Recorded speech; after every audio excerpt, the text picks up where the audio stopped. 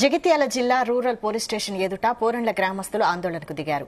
తన భూమి ఆక్రమించారని పోరండ్ల గ్రామానికి చెందిన మల్లారెడ్డి అనే రైతు పురుగుల మందు తాగి ఆత్మహత్యకు పాల్పడ్డాడు.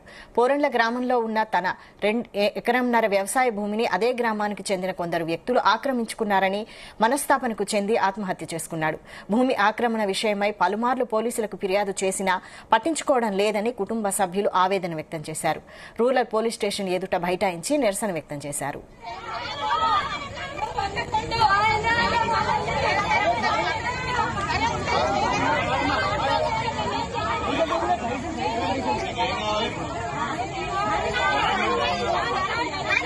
మమ్మల్ని భయపట్టించింది సార్. మా నాన్నని బాగా బెదిరించడం వల్ల మా నాన్న బాగా భయపడి ఆత్మహత్య చేసుకున్నారు సార్. చేసుకున్న తర్వాత చనిపోయే ముందర చెప్పిన నా ఆత్మహత్య కారణం మేము భూ వివాదాలు చనిపోయినా అని చనిపోతున్నా, ఆత్మహత్య చేసుకుంటున్నాను 3 పేర్లు చెప్పారు.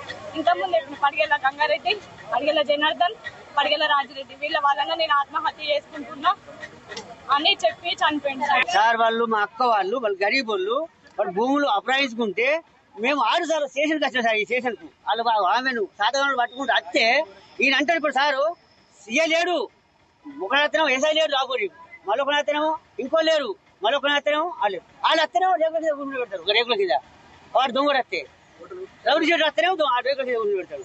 తీసుకోరు ఎంత వాడు భయపడతారు వీళ్ళు వాళ్ళకి. వాడు పెద్ద రౌడీ సీటే, వాడు డబ్బు వాళ్ళు కూడా ఆడు.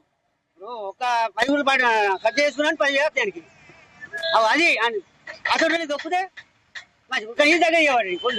పోరండ్ల గ్రామానికి సంబంధించి సర్వే నంబర్ 82, 83లో ఒక 5 గుంటల భూమికి సంబంధించిన భూ వివాదం గత 20 సంవత్సరాల నుంచి నడుస్తా ఉన్నది.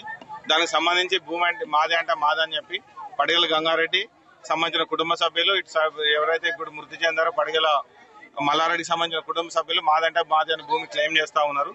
అది గత 20 సంవత్సరాల నుంచి జరుగుతున్న వివాదంలో వాళ్ళు రిపీటెడ్ గా పోలీస్ స్టేషన్కి వస్తున్నారు అని చెప్పి మేము వచ్చిన తర్వాత ఎస్ఐ గారు నేను పర్సనల్ గా భూమి మీదకి వెళ్ళడం జరిగింది. వాళ్ళిద్దరికి చూసిన తర్వాత ఇద్దరికి కూడా డాక్యుమెంట్స్ ఉన్నాయి.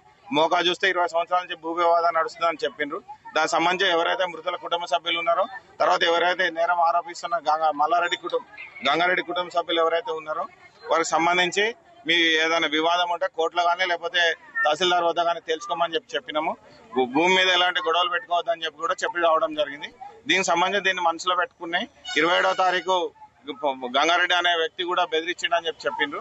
దానికి సంబంధించి కూడా మాకు పోలీస్ స్టేషన్లో ఎలాంటి ఫిర్యాదు అయితే ఈ రోజు వరకు చేయలేదు. మేము నిన్న 1వ తారీఖు అతను ఉదయం 4:30 గంటలకు పురుగు మందు తాగి ప్రతిమ హాస్పిటల్లో చికిత్స